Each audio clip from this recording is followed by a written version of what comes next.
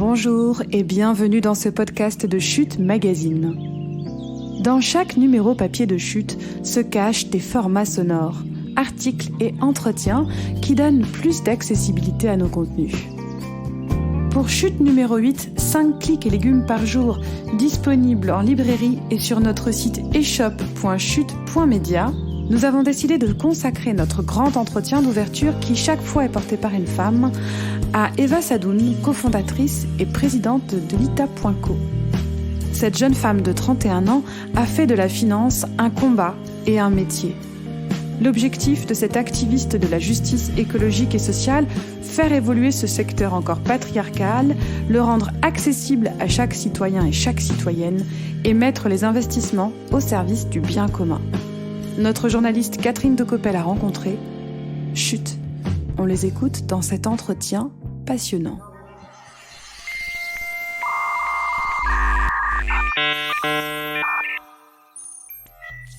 Bienvenue dans ce nouveau podcast du magazine Chute. Je suis Catherine Decopel, journaliste, et j'ai le plaisir d'accueillir, de recevoir, ou plutôt c'est vous, Eva Sadoun, qui nous recevez dans vos locaux aujourd'hui pour un grand entretien. Bonjour. Bienvenue, bonjour. Vous êtes cofondatrice de Lita.co, une entreprise particulière dont vous allez nous parler prochainement.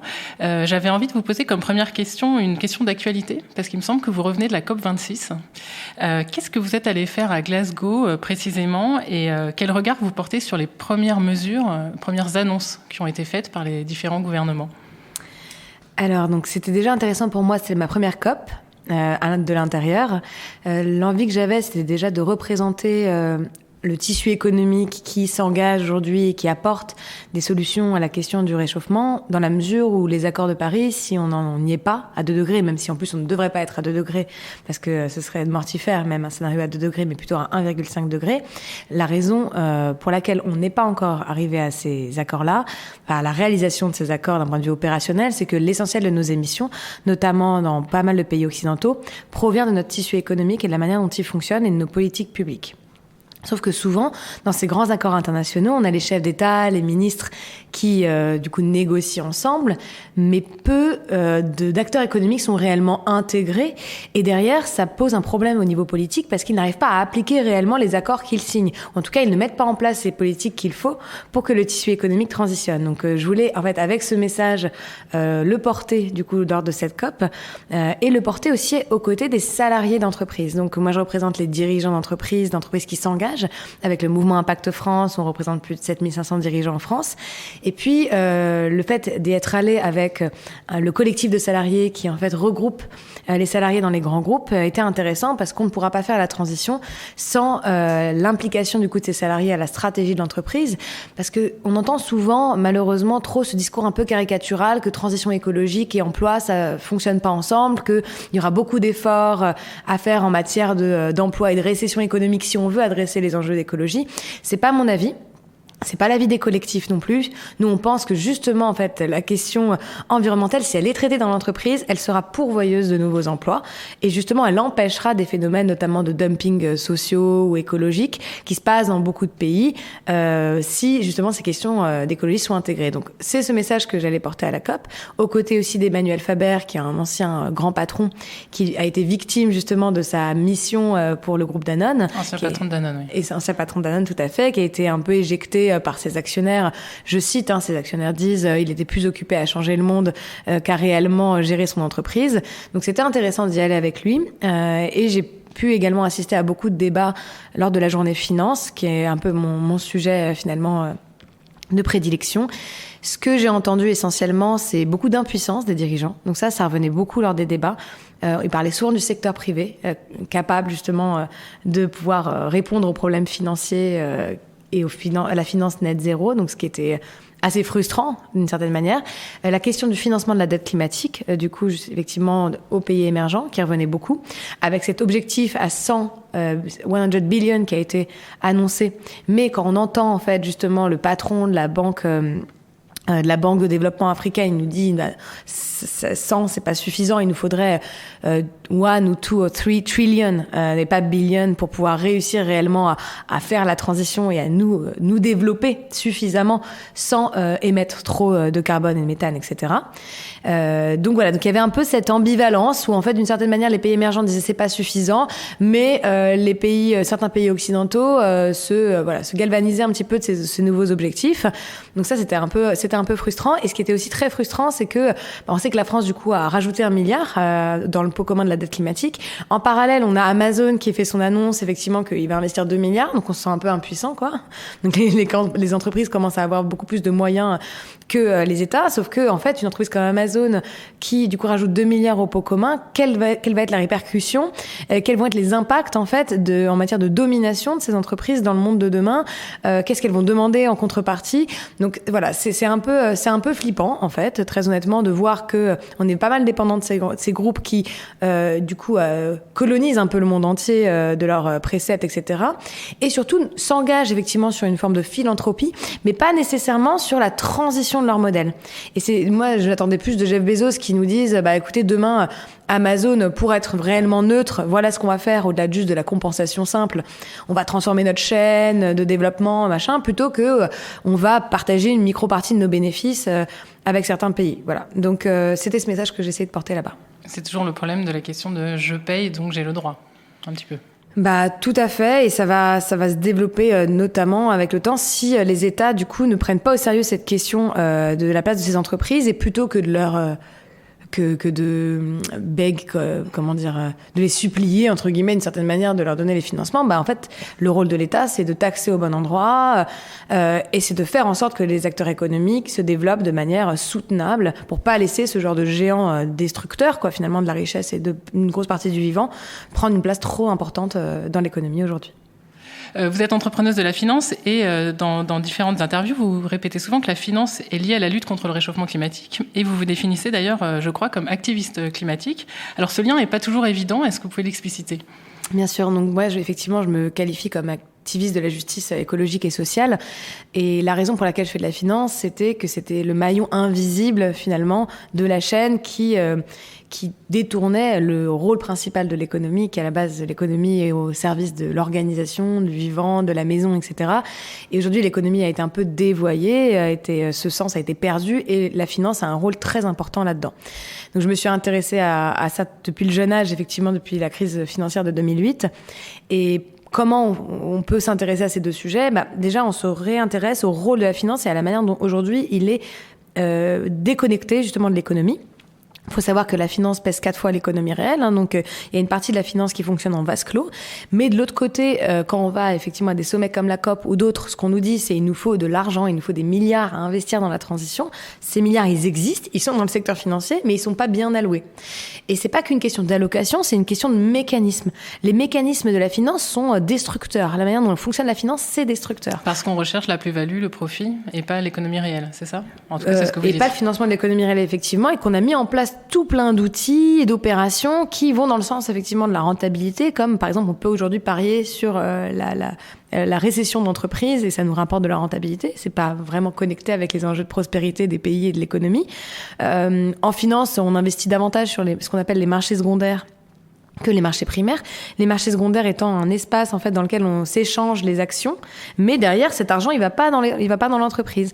Donc il faut revoir ces mécanismes-là, effectivement, interdire des opérations qui aujourd'hui ne servent pas le bien commun et ne servent même pas la prospérité économique des pays et sont capables du coup d'allouer réellement ces financements à la transition écologique et sociale.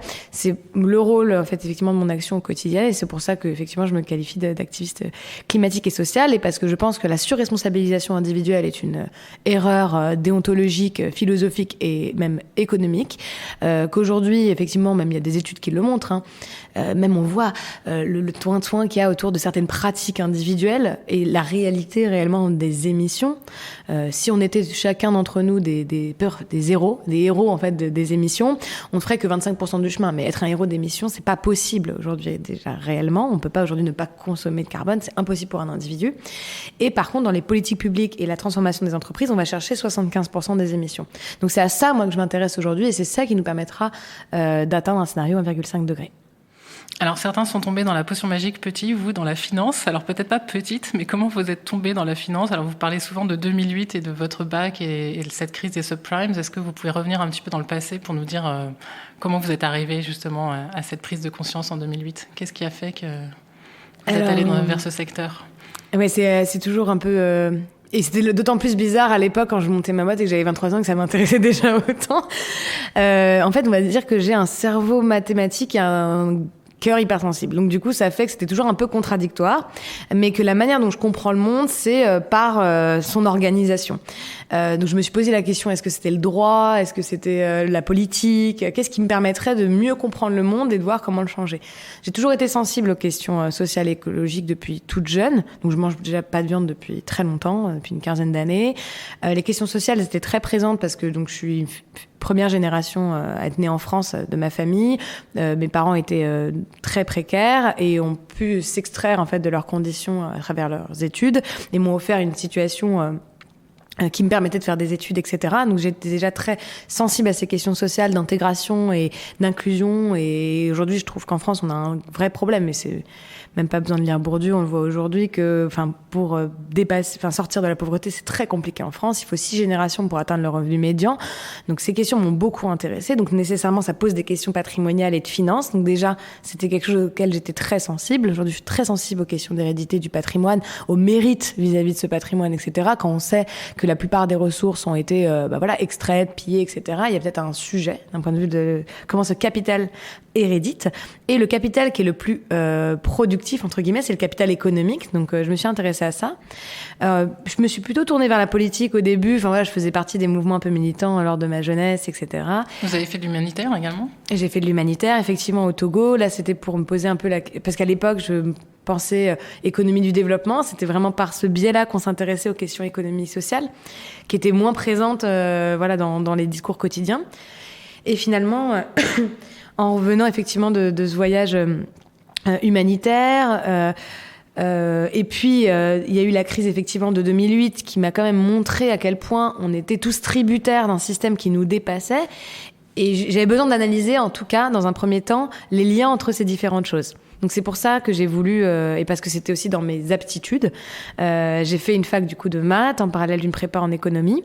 J'ai raté le concours de Normal Sup, donc j'ai été intégrée une école de commerce. J'étais un peu déçue parce que pour moi c'était vraiment l'application. Le pis-aller, c'était un pis-aller, cette école de commerce. Ah ouais, clairement. Pour moi c'était vraiment l'application de tout ce que d'un point de vue théorique où je me sentais pas proche, quoi. Mais au final c'était l'endroit le plus intéressant pour comprendre réellement ce qui se passait. Donc je me suis dit je vais creuser encore ces questions financières. J'ai fait un master en finance de marché dans cette école-là pour justement être capable de comprendre ce qui se passait réellement dans ce grand système financier international et pourquoi on avait si peu d'emprise dessus. Parce qu'il y a eu aussi effectivement la campagne présidentielle où la finance était tout le monde parlait que de finance, quoi, où c'était le mal, où c'était justement ce qui nous permettrait de nous émanciper, etc. Et c'est un outil politique très fort, la finance, mais en même temps personne ne le comprend. Finance, ça veut tout et rien dire. Donc j'ai voulu vraiment l'analyser. J'ai été apprendre aussi la finance alternative en Inde. Donc j'ai travaillé en Inde en microfinance, en entrepreneuriat social. Je me suis intéressée aussi à la finance dans les grandes institutions. Donc j'ai travaillé sur toutes les analyses extra-financières dans une grande banque, qui était BNP, où en fait on recevait des dossiers dans l'huile de palme, le nucléaire, l'armement, etc. Et on devait essayer de porter une politique de désinvestissement pour que la banque n'aille pas sur ces sujets-là. Et on se rend compte que la raison pour laquelle la banque n'allait de moins en moins sur ces sujets, enfin en tout cas elle y va toujours beaucoup, mais qu'est-ce qui l'a poussé à se transformer, c'est les citoyens en fait dans la banque privée qui en fait disaient qu'ils allaient sortir de la banque si la banque ne changeait pas ses pratiques. Donc ça a commencé un peu à poser question et sur notamment les leviers de transformation de ce secteur financier. C'est pour ça que j'ai monté du coup ma boîte en 2013 parce que je pense réellement que la manière dont on pourra faire changer le système, c'est par une prise de conscience des citoyens, leur permettre de mieux apprendre cette thématique, d'être capable de la comprendre, de la porter et de pas être sous la joute des discours dominants et être capable d'être indépendant dans leur prise de décision. Quels ont été vos premiers contacts, Eva Sadoun, avec le monde de la finance professionnelle, c'est-à-dire quand vous tentez de créer votre entreprise qui donc en fait vise à permettre à tout citoyen d'investir dans des entreprises durables, en tout cas qui amorcent ou ont amorcé une transition écologique et sociale. Quels ont été vos premiers échanges? J'imagine que vous n'êtes pas fait que des amis. Alors au début, on va pas dire qu'on avait beaucoup de légitimité, de crédibilité. Je vous laisse imaginer. Donc c'est déjà toujours compliqué pour une femme de moins de 40 ans de se faire une place dans ce secteur. Alors quand j'avais 23 ans et qu'on voulait permettre aux citoyens d'investir, parce que c'est très dissonant pour le monde financier. Je me rappelle très bien avec mon associé quand on allait voir le président de France Invest, un peu les pontes de ce monde financier professionnel, il nous disait mais lancer une plateforme de dons. Dissonant pourquoi ? Parce que le citoyen n'a pas sa place dans l'investissement. Ah oui, pour le monde de la finance, le site d'ailleurs c'est tellement fort que d'un point de vue réglementaire, ça veut dire l'autorité des marchés financiers, rend très complexe ce type d'opération où les citoyens participent à l'économie réelle. Parce que c'est considéré comme quelque chose de risqué, comme s'ils n'étaient pas avertis, mais parce que le monde éducatif, etc., ne leur permet pas de l'être. Personne n'enseigne la finance aux citoyens et c'est volontaire. C'est vraiment quelque chose qui est très volontaire de rendre ce monde très opaque parce qu'aujourd'hui, du coup, ça permet à la banque et aux grandes institutions financières d'être très libres dans la manière dont elles allouent l'argent, en fait, de ces structures-là. Donc c'était dissonant. Et en plus, c'était porté par des personnes qui n'avaient pas d'expérience dans ce secteur, qui n'avaient pas les mêmes habits, le même visage, etc. Donc, il y avait un problème de crédibilité très forte. Déjà, ils pensaient même pas qu'on était capable d'obtenir un agrément AMF. Donc l'agrément AMF, c'est l'autorité des marchés financiers. Vous l'avez obtenu assez rapidement, finalement. Tout à fait. On a appris tout le code monétaire et financier en 3 mois, alors que la plupart avaient des équipes d'avocats. Nous, c'est à 2 qu'on faisait ça. Donc, on s'est donné une forme de légitimité quand on l'a obtenu. On faisait partie des 4 premières plateformes à obtenir cet agrément. Donc, première preuve qu'on était capable déjà d'être reconnu comme professionnel. Ensuite, donc, est-ce qu'on allait réussir réellement à permettre aux citoyens d'investir dans ces projets? Est-ce qu'on allait trouver des beaux projets? On a prouvé que c'était le cas, on s'est beaucoup battu, on a intégré des réseaux qui n'étaient clairement pas les nôtres. Les médias nous ont beaucoup aidés, parce que ça séduit certainement pas les acteurs financiers de voir des profils différents qui portent ce sujet, mais ça séduit un peu plus les médias. Donc ça nous a permis de porter ce message aux citoyens et on s'est rendu compte que c'est qu'il y avait un besoin. Il y avait un réel besoin du citoyen d'investir dans l'économie réelle, de proximité, où il savait le nombre d'emplois que ça allait créer et de se sentir un peu acteur de la manière dont il place son argent. Donc finalement, ça a fonctionné et c'est comme ça qu'on s'est apporté la légitimité. C'est par l'étude, l'apprentissage, au-delà du travail quotidien d'entrepreneur. Moi, je travaille beaucoup, je fais beaucoup de recherches, j'ai repris mes études de philosophie, je fais beaucoup de recherches en économie en parallèle, etc. On teste des modèles et c'est ce qui nous donne aussi aujourd'hui une vraie légitimité. Est-ce qu'on vous a mis des bâtons dans les roues ou est-ce qu'on continue de le faire ? Et qui ? La voie n'est pas ouverte. C'est un bâton suffisant. Aujourd'hui, c'est très compliqué pour un acteur comme nous de nous développer parce que les fonds déjà disponibles pour financer des boîtes comme les nôtres, il faut être toujours dans une logique très d'hypercroissance. Nous, on a un modèle un peu particulier, un peu atypique. On a plusieurs types d'entreprises. On valorise beaucoup le travail qui est fait par nos salariés. Donc, on veut pas tout robotiser. Enfin, voilà, on fait des choix, en tout cas économiques, qui fait que on est soutenable. Notre activité est soutenable au quotidien, mais elle n'est pas ultra rentable, ultra profitable, etc. Ce qui fait que on a du mal à lever beaucoup d'argent. Donc ça, c'est une première chose.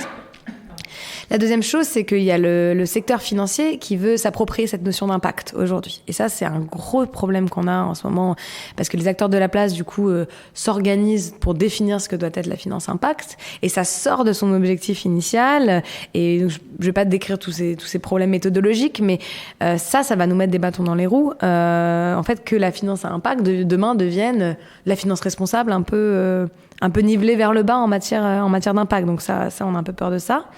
C'est-à-dire qu'aujourd'hui, toutes les banques se positionnent pour dire on fait de l'investissement responsable, finalement. Oui, tout à fait. Mais même pire, parce que limite, on leur laisse l'investissement responsable, mais elles disent on fait de la finance à impact. Et la finance à impact, pour nous, c'est de la finance qui finance exclusivement des projets qui créent de la valeur sociale et écologique, qui repensent la question de la rentabilité, où en fait, quand on met de l'argent quelque part, si on n'en avait pas mis, leur impact n'aurait pas été produit, etc. Enfin bref, c'est une question méthodologique, mais qui a énormément d'importance, parce que demain, si les fonds dédiés à la finance impact vont vers des projets un peu moisis de transformation de grands groupes, ça va pas nous être très utile. Et donc ça c'est l'essentiel. Voilà. Et donc on a les grands acteurs de la place qui effectivement ne regardent pas forcément du bon œil, mais il y a aussi des acteurs très intelligents, donc même des grandes banques et sociétés d'assurance qui comprennent qu'aujourd'hui elles doivent, qui sont plutôt ouverts à la discussion, notamment avec l'entreprise Rift, que j'ai monté récemment, où là on analyse l'impact environnemental, la biodiversité de l'ensemble de l'épargne. Donc là on est en lien direct du coup avec les acteurs financiers. Il y a ceux effectivement qui nous ferment la porte et ceux qui nous ouvrent grand la porte justement pour qu'on les aide à progresser. Voilà, donc j'aurais pas un avis complètement binaire sur les acteurs financiers. Je pense qu'il y a plein de gens dans ces structures-là qui ont envie que ça bouge, mais que les structures sont tellement vieilles, institutionnelles, etc., que c'est pas évident et que la révolution doit venir de l'extérieur pour même aider les personnes militantes à l'intérieur de ces structures à transformer leur organisation. Alors vous dites que c'est pas évident d'être une femme dans ce milieu. Est-ce qu'à l'inverse, ça peut apporter quelque chose d'être une femme dans ce milieu ? Tout à fait. Et pourquoi ? Ouais, clairement. Alors, je vais pas être trop essentialiste, mais je peux pas m'empêcher de le penser. Que dans le leadership féminin, il y a quelque chose de différent que dans le leadership masculin déjà de base. Et même, il y a beaucoup d'études qui nous l'ont montré là pendant la crise du Covid, que les leaders féminines, donc les présidentes, premiers ministres, les personnes qui étaient réellement en leadership, ont une manière en fait de réagir aux situations de crise qui est très différente des leaderships masculins. Où les femmes sont beaucoup plus c'est le World Economic Forum qui a sorti cette étude, donc c'est même pas moi qui le dis. Donc les femmes sont beaucoup plus dans la consultation, elles vont prendre des décisions beaucoup plus basées sur la vie humaine et sur la justice que sur les questions économiques et financières, etc. Et que in fine, si on prend le cas de la Nouvelle-Zélande, ils ont moins de 100 cas, du coup, aujourd'hui, de 100 personnes qui sont décédées du Covid. Donc, ça prouve que finalement, ces décisions basées sur la vie humaine ont quand même permis une prospérité économique certaine parce que ils en sont sortis. Donc voilà, donc cette forme d'urgence en fait qu'ont les femmes à préserver la vie humaine, qui sont liées du fait qu'on a été dominé pendant longtemps, sont quand même essentielles. Je pense qu'il y a aussi naturellement une biologie de l'action et que le système ne nous convenant pas, parce que c'est un système financier, le système financier est patriarcal, d'essence, il a été construit par des hommes exclusivement et il est toujours aujourd'hui géré par des hommes. Donc nécessairement, et par des hommes venant d'une certaine catégorie professionnelle ou sociale, ou ceux qui ne viennent pas de cette catégorie ont dû se formater, et même d'ailleurs beaucoup de femmes ont dû formater leur leadership et leur manière de faire à la manière de faire dominante. Du coup, quand une femme qui plus est jeune, etc., s'empare de ce sujet, nécessairement, ça donne pas le même résultat.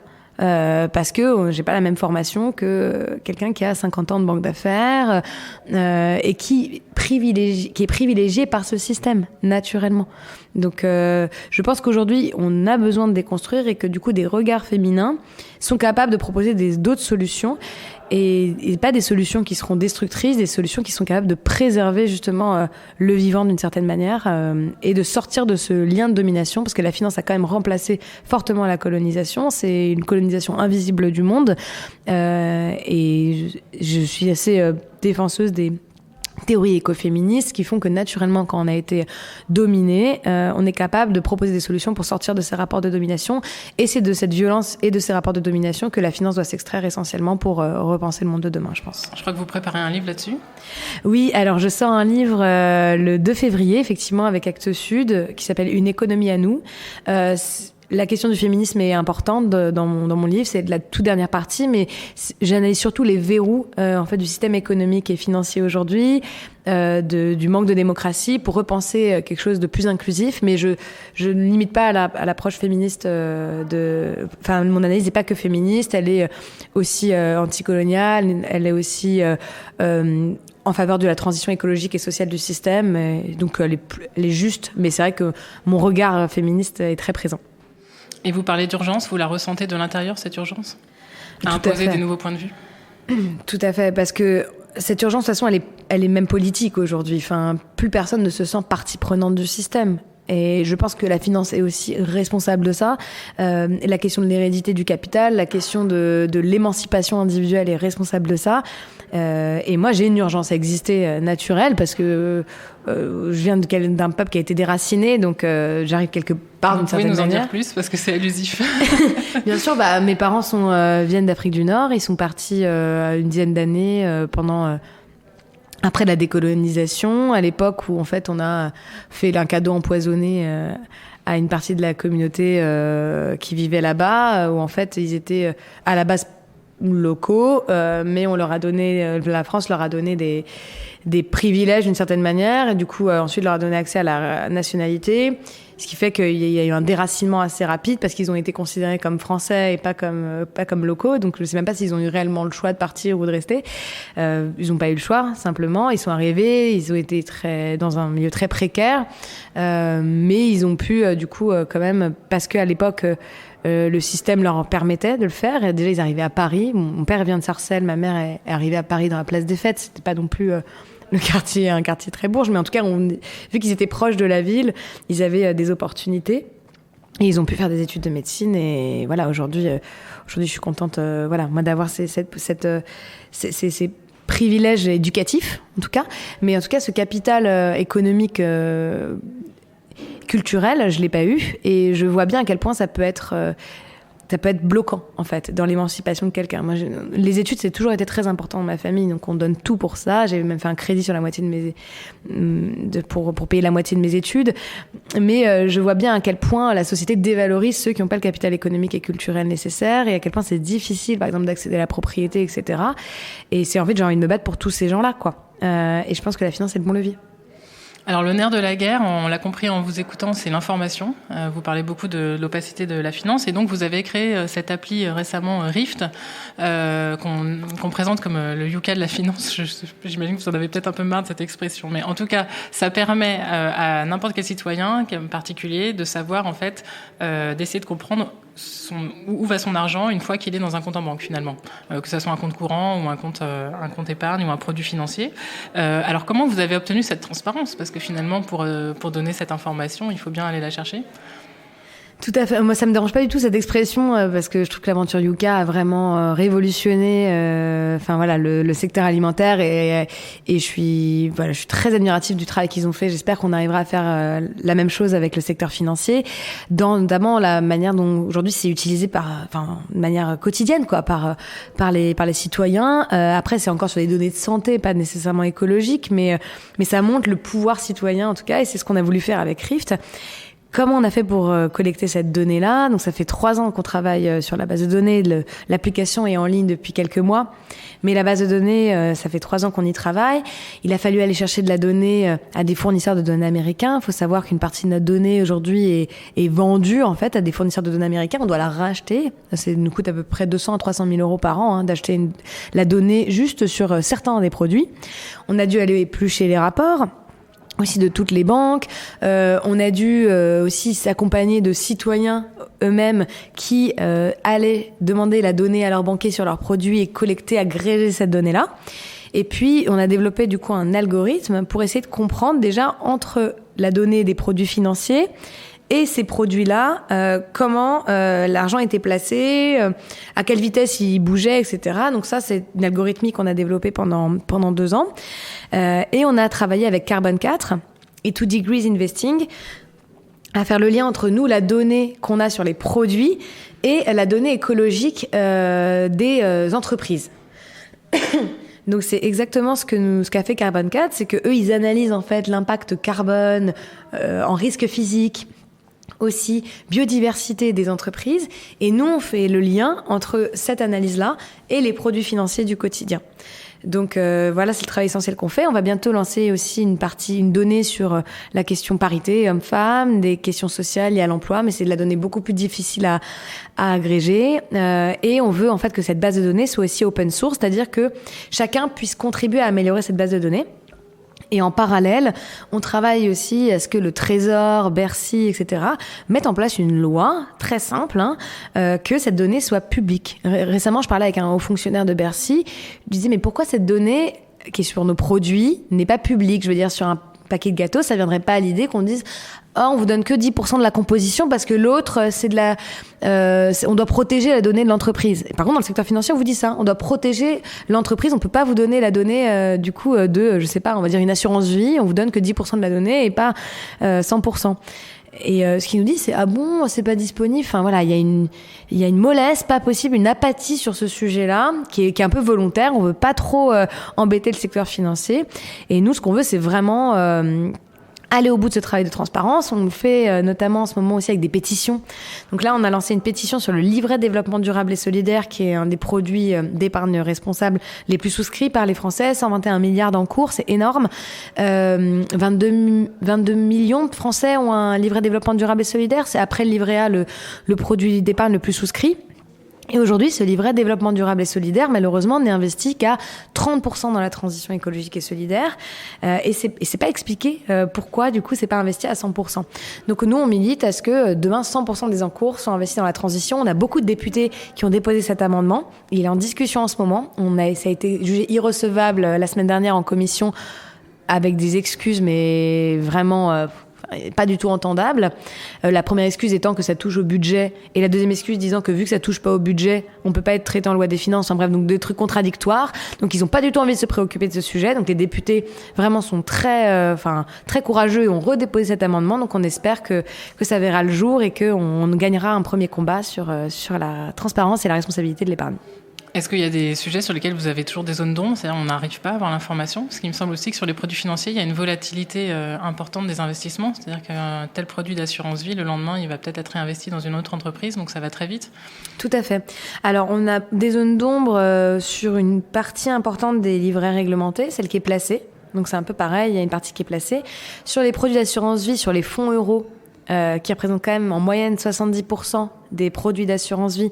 Là, aujourd'hui, on a les grands secteurs, mais on n'a pas la liste d'entreprises, notamment parce qu'il y a une question de volatilité, mais aussi parce que c'est un produit qui est garanti par l'État. Donc, il y a un sujet politique sur ce que l'État garantit ou pas. Donc, tout ce que l'État garantit n'est pas transparent. Donc ça, il faut le savoir déjà. Donc les fonds euros, les livrets réglementés, tout ce qui garantit n'est pas transparent parce que, de certaine manière, il le garantit, donc il dit vous n'avez pas besoin de savoir. On vous assure que vous avez de la liquidité sur le produit, donc vous n'avez pas besoin de savoir. Donc effectivement, ça, il y a un vrai travail à faire dessus. Et demain, si on a cette transparence-là, je pense qu'on sera capable, du coup, de permettre aux gens d'accepter notamment des plus faibles rentabilités. Parce que ce qu'on dit souvent, c'est « Ah, vous demandez plus de sens, etc. » Mais qui est prêt à abandonner la rentabilité ? Les gens seront prêts à diminuer la rentabilité, d'ailleurs, pour plus de prospérité de leurs produits. Parce que le dernier rapport de la Banque centrale montre bien que si on ne gère pas cette question climatique et environnementale, les entreprises, elles vont pas vivre très longtemps encore. Il y a un vrai sujet stratégique et de risque d'un point de vue écologique et social qui amènera de la prospérité ou justement une récession de notre milieu économique. Donc notre but, c'est pas justement de pas déclasser notre économie. Si on apporte cette transparence, le particulier sera beaucoup plus à même de dire je suis d'accord d'accepter cette rentabilité un peu plus faible pour un projet réellement vert, réellement soutenable. Donc voilà, nous on veut refaire confiance aux gens et remettre de la démocratie finalement en finance. Alors, on parle d'épargne et on pense toujours petits sous. En fait, il y a 5 000 milliards qui dorment qui dorment pas, mais qui ne vont pas forcément vers la transition écologique. C'est ça que vous dites? Tout à fait. 5 000 milliards, c'est l'encours d'épargne français. Donc, l'épargne individuelle, l'épargne des entreprises, etc. Et sur ces 5 000 milliards, on peut faire énormément de choses. Souvent, quand... Si on le rapporte à la transition et à la lutte contre le réchauffement climatique, ça représente quoi, 5 000 milliards? Sachant qu'il faut à peu près 10 à 40 milliards par an pour transitionner notre énergie. Donc il y a déjà beaucoup à aller chercher dans ces 5 000 milliards. Si on se rend compte que les entreprises, le coût de la transition, il n'a pas encore été exactement évalué, mais il est très élevé, quoi. Ça se compte à peu près en centaines de milliards, le coût de la transition pour les entreprises. Si on peut investir effectivement sur de l'épargne long terme, notamment en engagement actionnarial, ça veut dire que on continue d'investir dans les grands groupes, mais en fait, on vote aux assemblées générales l'alignement avec certains scénarios et on fait en sorte que l'investissement soit placé sur le long terme. On peut faire beaucoup de choses. Donc effectivement, avec ces 5 000 milliards, on investit dans des projets soutenables. On est capable aussi d'accompagner la transition des entreprises. On fait émerger aussi un peu plus le secteur de l'économie sociale et écologique parce que je pense avec une taille plus raisonnable, on est capable de faire des projets plus soutenables.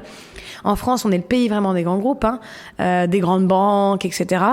Même si on a beaucoup d'ETI, les ETI, à une grande majorité, je crois que c'est 70 ou 80%, sont des filiales de grandes entreprises. Donc moi, je milite pour le développement davantage de PME, le soutien aux PME. Et aujourd'hui, quand on voit la manière dont le budget de l'État, notamment le plan de relance, est investi, c'est essentiellement de l'argent qui va, notamment sur l'argent long terme, pas sur les PGE et tous les prêts qu'on va devoir finalement rembourser. L'argent vraiment qui est investi sur le long terme, il est essentiellement investi dans les grands groupes. Donc je milite aussi pour qu'on ait cette approche de soutien à un tissu économique plus de PME. Donc il y a ce premier sujet, et aussi le dernier sujet, c'est la question de la sobriété. Donc on peut investir autant qu'on veut.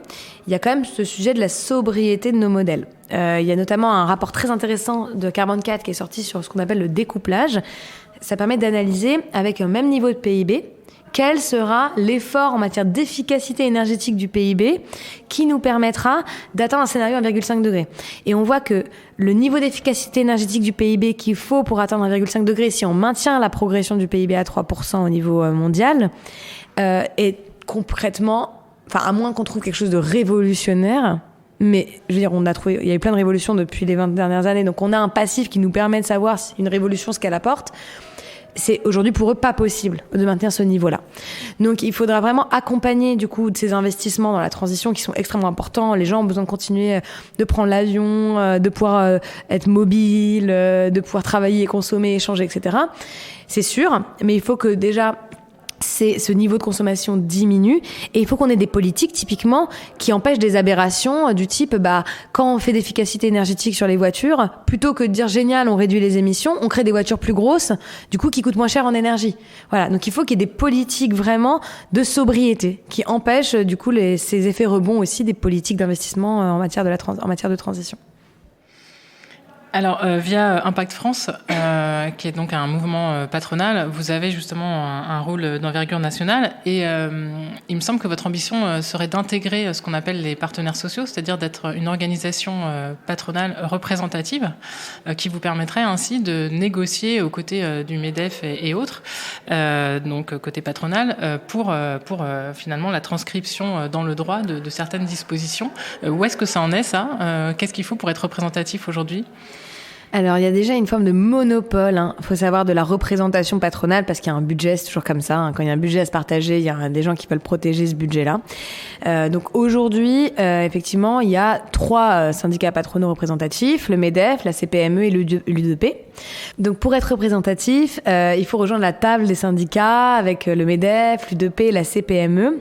Et le problème, c'est qu'on a une ouverture déjà de dépôt de dossier tous les 5 ans. Donc là, par exemple, cette année, on ne pourrait pas, si jamais on était jugé comme représentatif, déposer un dossier pour rejoindre la table. Donc déjà, il y a une limite, il y a une barrière à l'entrée du fait qu'il y a rarement des ouvertures pour entrer à la table des négociations. Donc là, on va quand même déposer ce dossier dans 3 ans.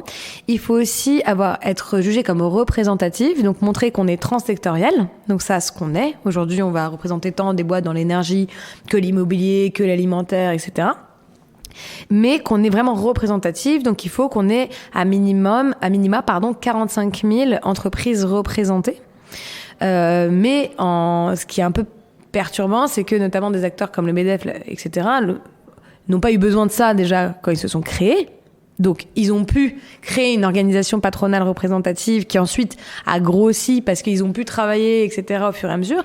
Qu'effectivement, en plus, ils représentent des fédérations régionales qui sont pas du tout liées à la fédération nationale et que le plaidoyer n'est pas du tout démocratique. Que finalement, ils représentent davantage les intérêts des grands que des PME, que en plus, ils le représentent à 95%. Donc, c'est ça qui est un peu paradoxal. Donc, nous, on milite pour qu'il y ait cette ouverture à un moment donné à un acteur qui aujourd'hui fait le travail de plaidoyer déjà. Donc aujourd'hui, on analyse toutes les réglementations, leurs impacts fiscaux, financiers, économiques pour le tissu, pour l'entreprise, les impacts écologiques et sociaux des politiques publiques en matière d'économie, etc. Tout ça, c'est un travail qu'on fait, mais on porte l'intérêt général. Donc on n'est pas corporatiste. On va pas, parce qu'on a plus de boîtes dans tel secteur, défendre telle réglementation pour les aider. On va vraiment représenter l'intérêt général. Et on pense que ça doit être le rôle des partenaires sociaux demain que d'aider vraiment au développement de l'économie, à sa prospérité, et de représenter aussi les salariés, représenter l'intérêt général, pas être que juste dans une représentation des intérêts des patrons. Voilà, c'est pas notre vision, c'est représenter les entreprises écologiques et sociales, c'est ça qu'on veut faire, et c'est pour ça qu'on va dans cette direction et qu'on est passé là de 800 adhérents il y a 2 ans à 7500, ça va très vite. Donc notre objectif là pour 2023, c'est 45 000 adhérents.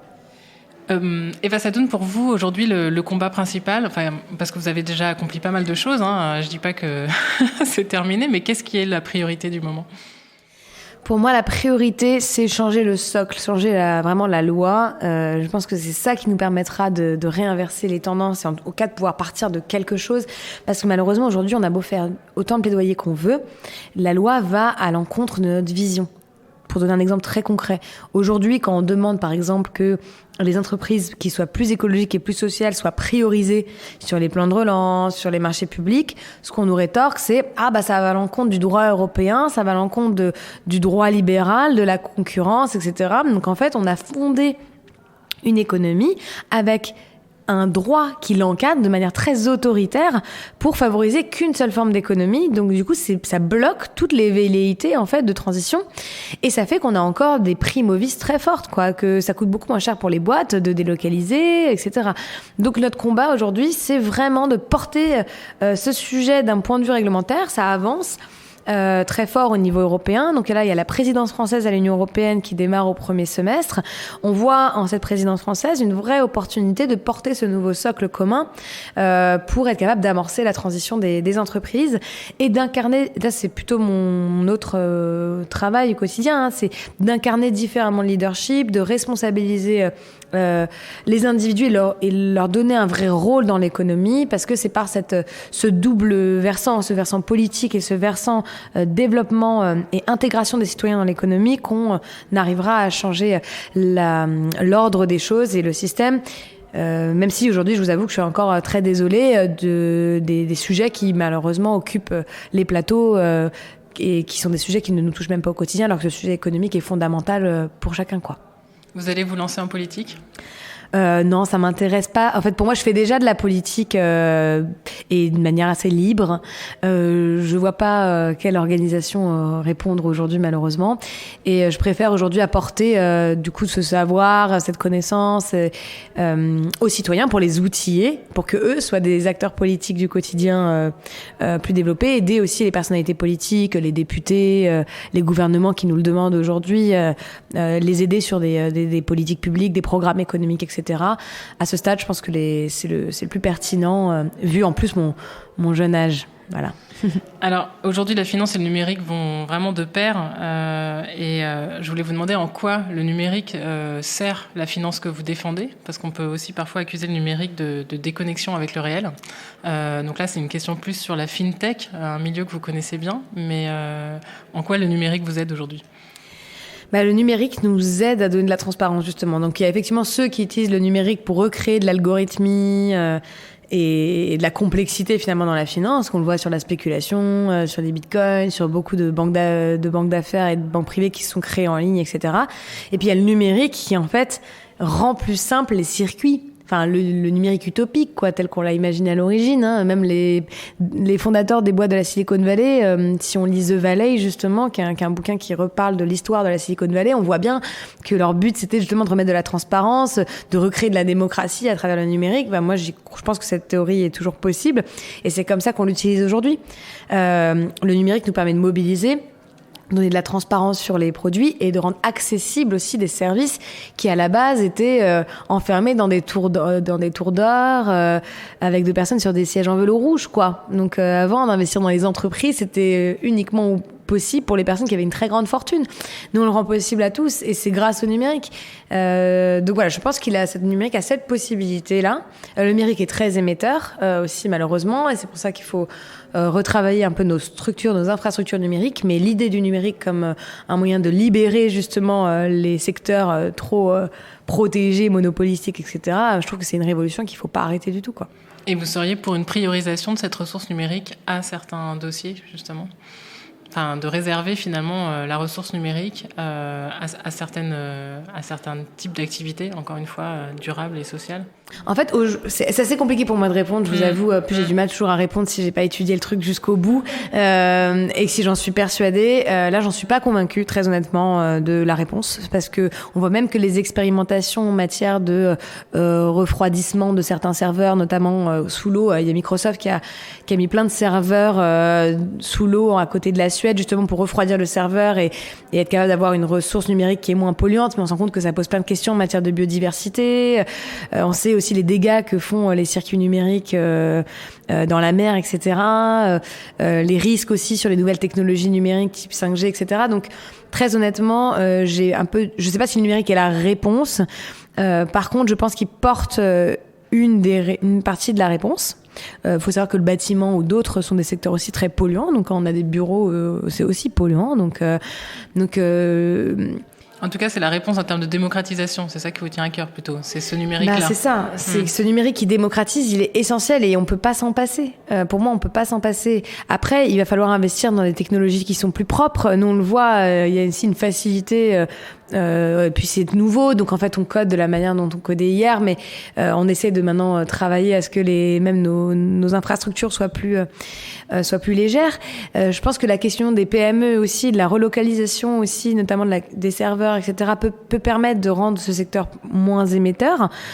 Si on investit plus, si on bloque les frontières et qu'on permet à des structures type OVH ou d'autres d'investir dans de meilleures technologies au niveau local, ça permettrait qu'on ait moins de passation entre Dublin, à New York, Paris, etc., quand on utilise Amazon Web Services, ce qui est le cas de l'État aujourd'hui, malheureusement, dans la mesure où, en fait, heureusement qu'on l'a fait, quand les serveurs OVH ont volé, quoi. Sinon, on aurait été un peu embêtés. Notamment, on travaille sur le secteur financier, donc c'est des opérations très risquées. Donc, en matière de sécurité, on aurait pris beaucoup trop de risques. Donc, il faut que nos dirigeants politiques s'intéressent à la relocalisation de ce tissu numérique. Et surtout, il faut qu'à chaque fois, sur chaque secteur, on se pose la question de l'utilité. Voilà. Donc, à chaque fois qu'on voit quelque chose se développer, il faut faire la part des choses et voir ce que ça apporte et concrètement ce que ça détruit. C'est comme sur la question des émissions sur la voiture ou l'avion. Moi, je suis pas pour l'arrêt intransigeant de ces pratiques-là. Je pense juste que ces pratiques, elles peuvent être perpétuer, donc on peut être capable de faire un long courrier, je sais pas, par an, disons, si on a une approche qui est plus sobre vis-à-vis de ces pratiques-là. Je pense que le numérique, c'est pareil. On peut trouver le bon équilibre entre la sobriété de nos usages et quand même l'utilisation de ces usages-là. Et malheureusement, on est un peu enfermé par les discours politiques qui se positionnent dans un échiquier. Donc, d'un côté, il y a ceux qui prônent la décroissance, de l'autre, il y a ceux qui prônent le solutionnisme technique, et on n'a pas le droit à des approches mesurées par secteur, analytique, etc. Donc, je pense que la réponse, elle est entre les deux, malheureusement. C'est pas toujours simple. Merci beaucoup, Eva Sadoun, pour cet échange. Et bonne continuation à vous. Merci beaucoup.